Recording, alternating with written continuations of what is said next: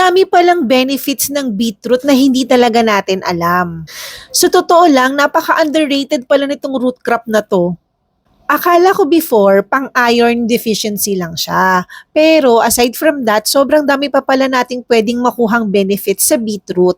Brain booster din siya mga ate. Nakakatulong din siya sa pag-circulate ng blood flow natin sa brain. Then this is also energy booster. Kaya favorite to ng mga athlete bago sila mag-workout eh. And also, heart helper siya. It really promotes healthy blood circulation sa body natin. Ang bonus, syempre, antioxidant din siya.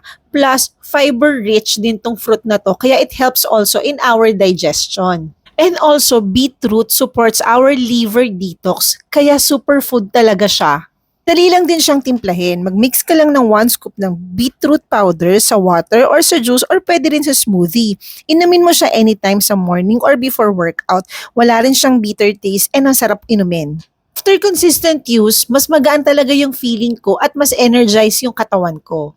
If you want to support your body inside, check out mo na tong beetroot powder. Nandyan lang yung link below. See ya mga ate!